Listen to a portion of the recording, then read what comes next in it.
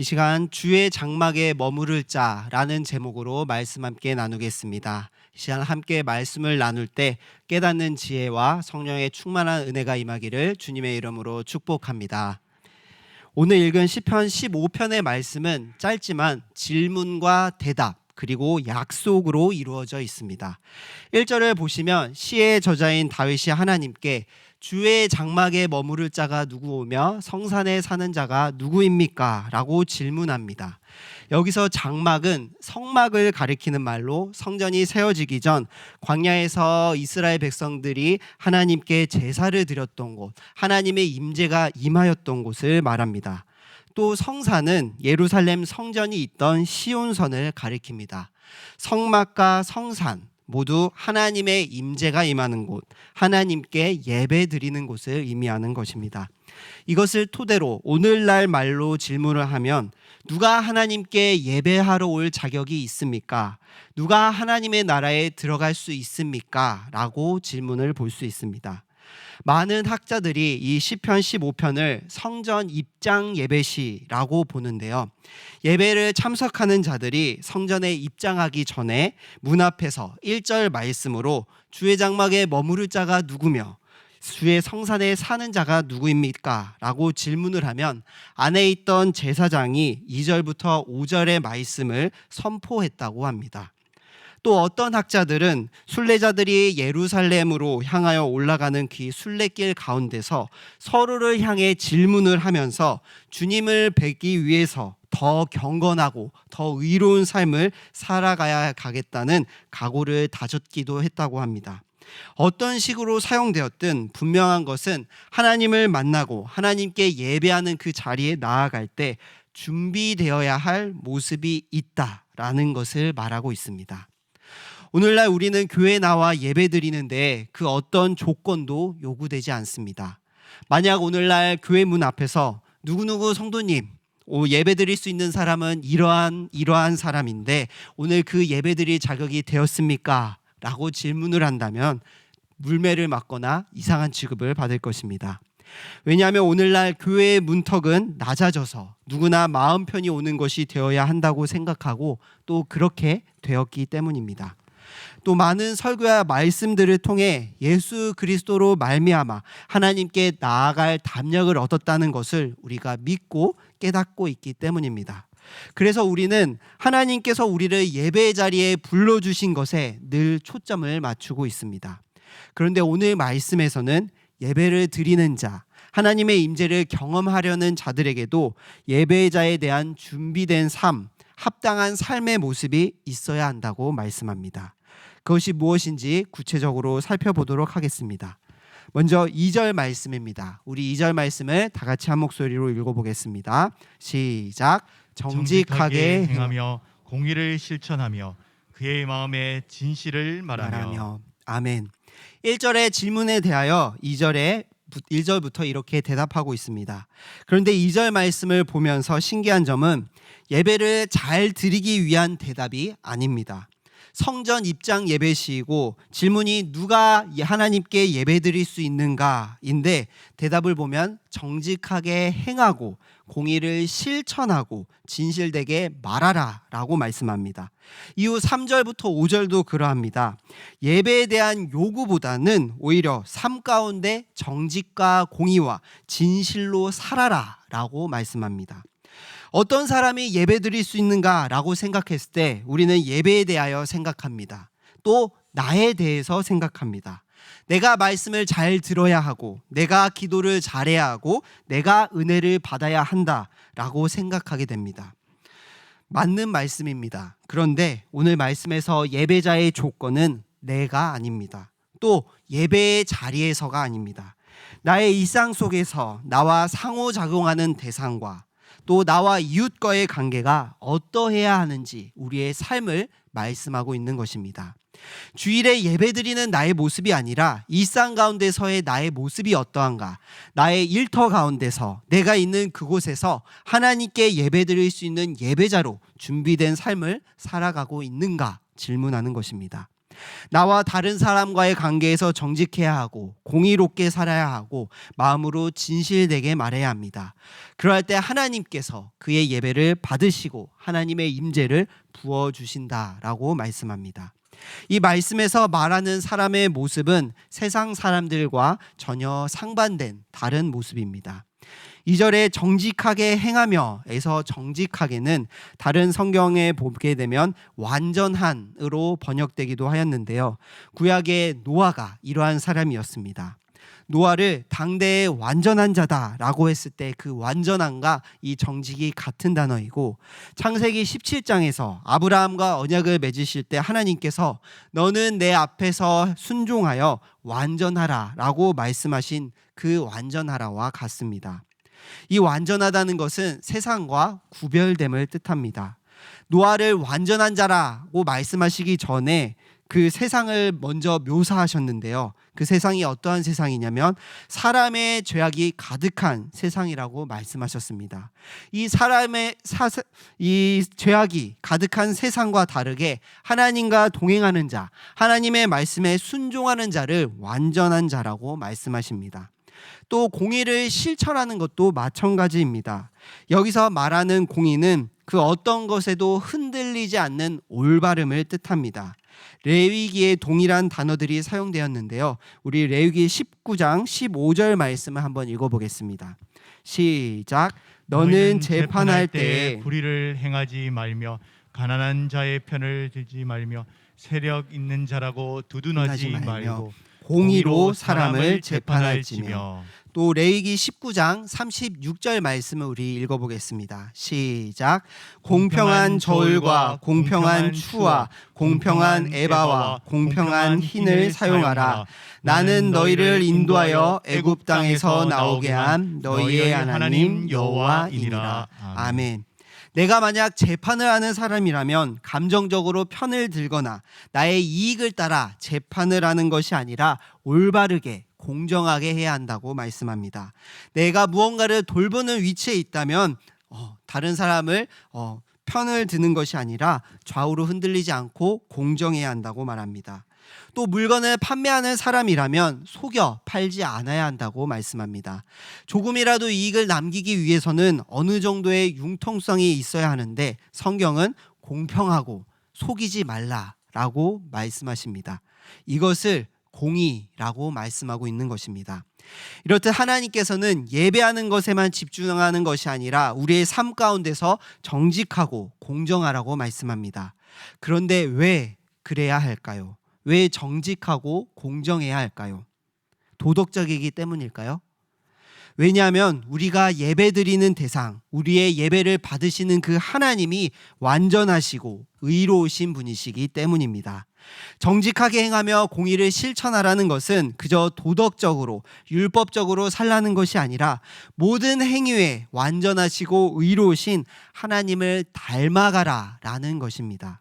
공의로우신 하나님을 닮아서 세상에서 하나님의 공의를 나타내는 삶, 하나님을 나타내는 삶을 사는 것, 그것이 하나님께 예배드릴 수 있는 자요, 하나님의 뜻에 합한 사람이라고 말씀합니다. 사람인 우리는 때로 연약하여 나의 뜻에 하나님의 말씀을 끼워 맞추려고 할 때가 있습니다.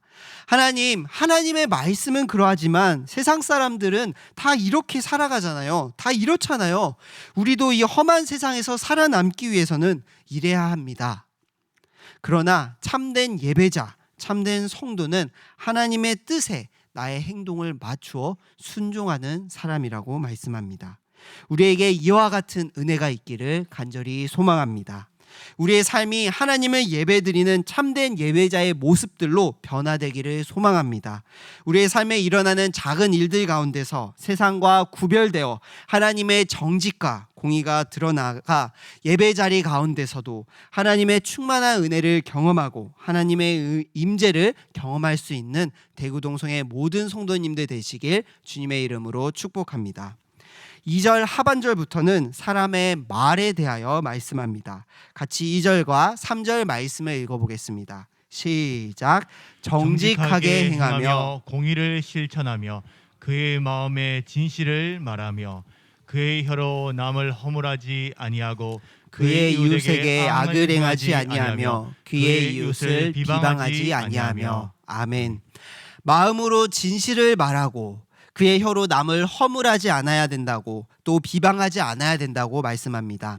입으로 하는 것이 악을 행하는 일임을 말씀하고 있습니다. 우리는 스스로 말하는 것에 있어서 엄중하게 생각하지 않을 때가 많습니다. 그런데 성경은 입으로 하는 죄에 대하여 결코 가볍게 말씀하지 않습니다.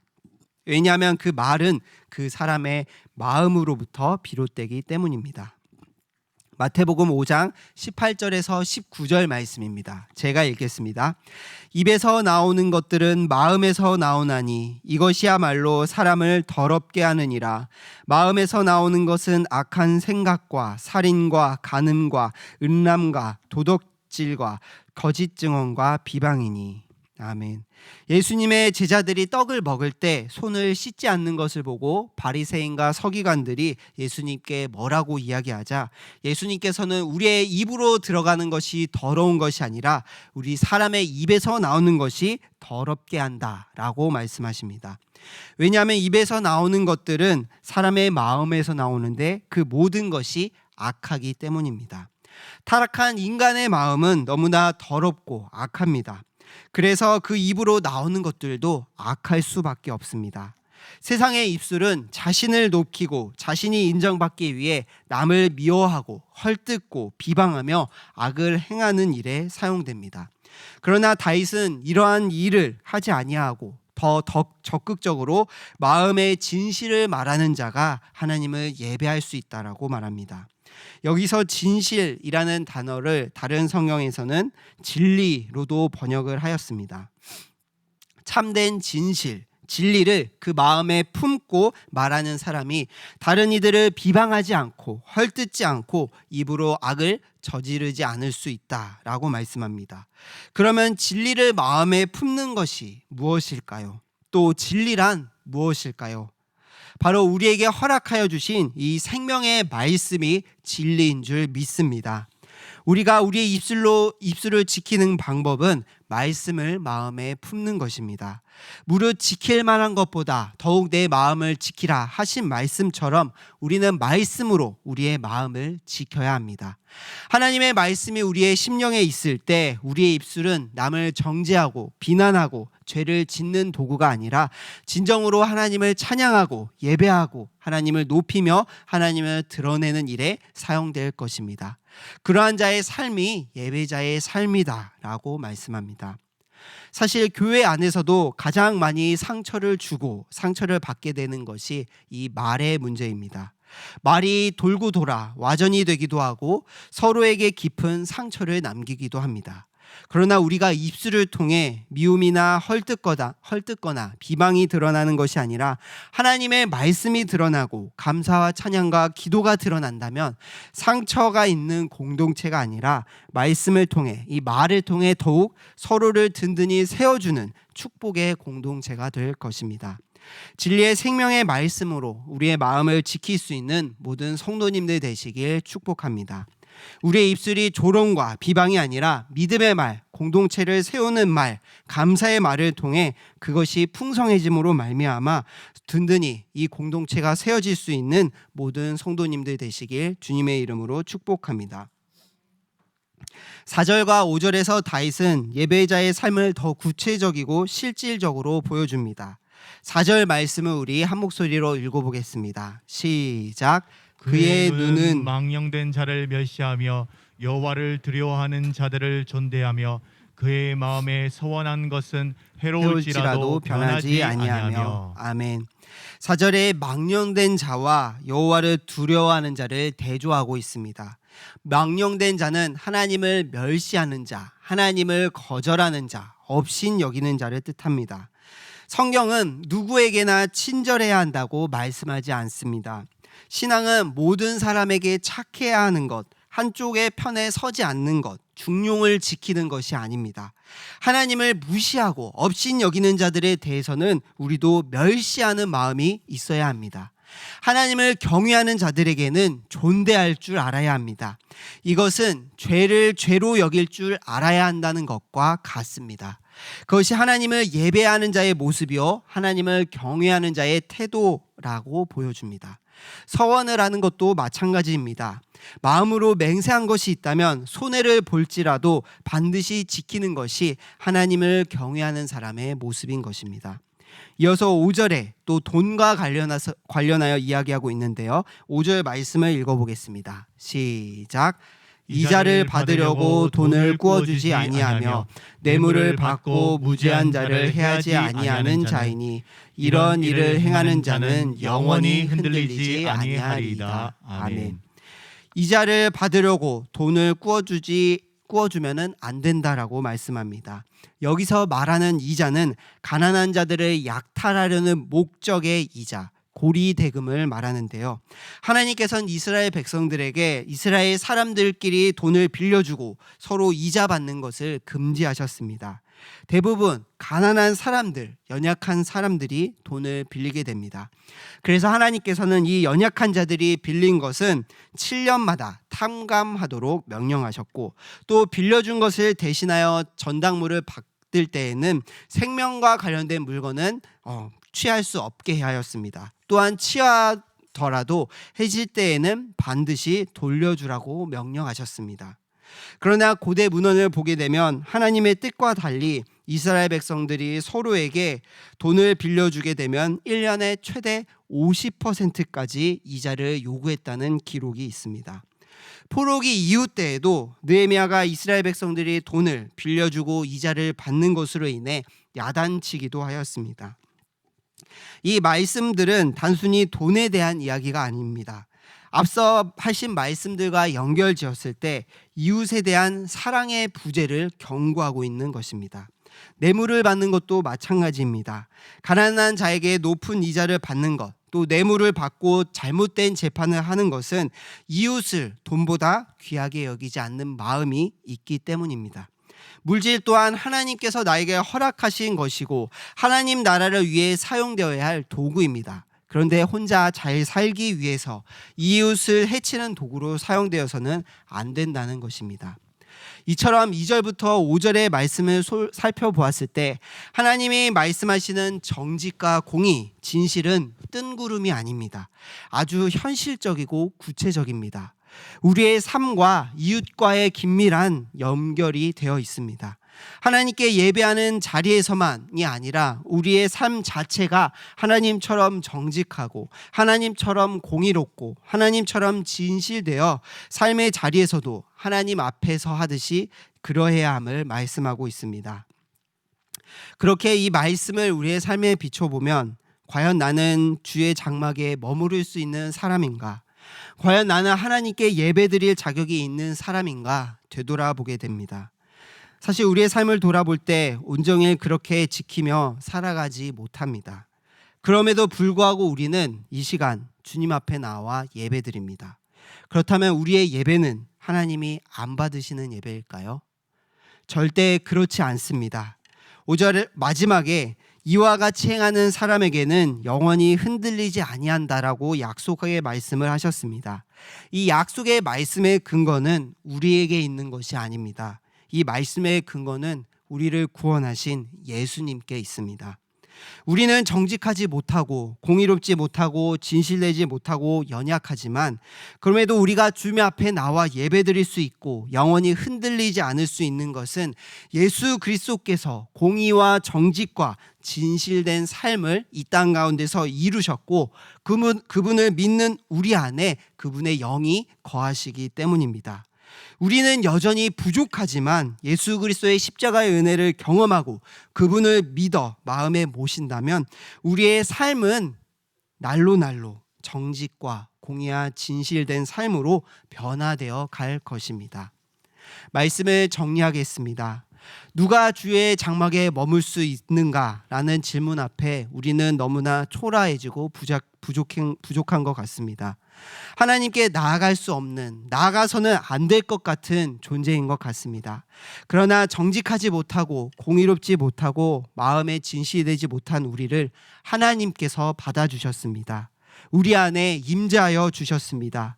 예수 그리스도의 십자가의 은혜로 더 이상 나의 이익과 나의 만족을 위해, 죄를 위해 사는 것이 아니라 하나님의 말씀을 따라 공의와 정의와 진실을 따라 살아갈 수 있는 존재가 되었습니다. 하나님을 만났기 때문에, 은혜를 경험했기 때문에 우리의 삶은 성화의 가정으로, 성화의 삶 가운데 걸어가는 것입니다. 우리를 자녀 삼아 주신 그 은혜를 입었다면 우리의 삶은 그 하나님을 따라, 예수 그리스도께서 걸어가신 그 길을 따라 우리도 변화된 삶으로 나아갈 줄 믿습니다. 그것을 기대하며 세상 가운데 나아가시는 모든 성도님들 되시길 소망합니다. 나는 안 되고 나는 부족하지만 우리를 영원히 흔들리지 않게 하시는 예수 그리스도로 말미암아 세상 가운데 하나님의 공의, 하나님의 정직과 하나님의 진실을 드러내며 참된 예배자의 모습으로 살아가시는 대구동성의 모든 성도님들 되시길 주님의 이름으로 간절히 축복합니다. 기도드리겠습니다.